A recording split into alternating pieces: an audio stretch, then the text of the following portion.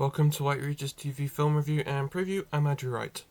This week, the horror sequel film Insidious: The Red Door was released on home video.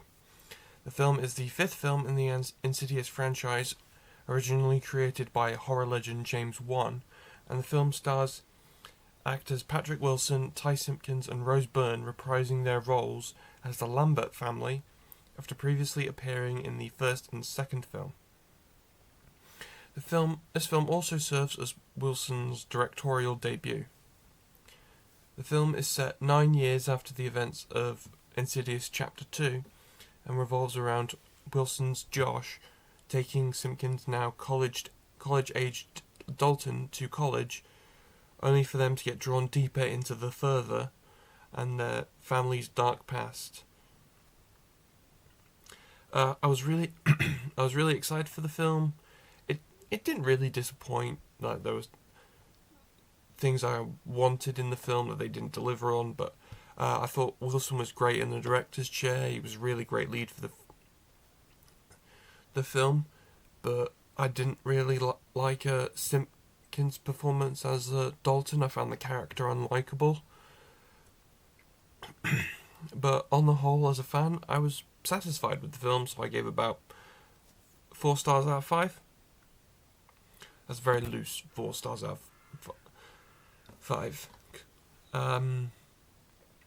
This week, the Jason Statham action sequel, Meg 2: The Trench, was released on home video. The film stars actors Jason Statham, Cliff Curtis, and Paige Kennedy reprising their roles from the first film, with actors Wu Jing, Skylar Samuels, and Sergio Perez-Mencheta joining the cast. The film revolves around Jason Statham's Jonas Taylor fighting environmental crimes and assisting a China-based marine research facility when a greedy mining corporation sets a plan into motion that threatens to unleash more megalodons like prehistoric sharks onto the surface world. The film was a failure with critics, but audiences seem to enjoy it more. Unfortunately, I concur with the critics. Despite how much fun it looks like the cast is having, the film is way too clunky. There's no natural jumping off point in this film for a sequel.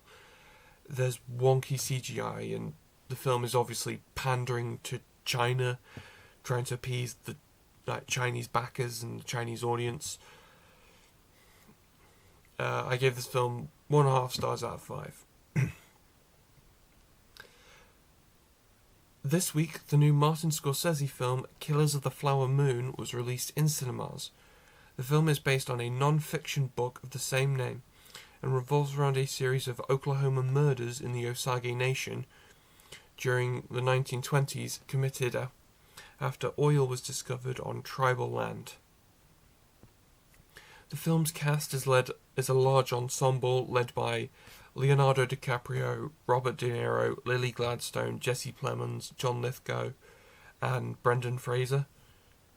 The film is an Apple TV production, but is releasing in cinemas courtesy of Paramount Pictures, including a run on IMAX screens, ahead of a release on Apple TV Plus, which they have not announced a streaming date for the film on Apple TV Plus. So, the film currently has 94% positive reviews from critics. I know someone went to London Film Festival and saw it there, and they gave me a really good review of it.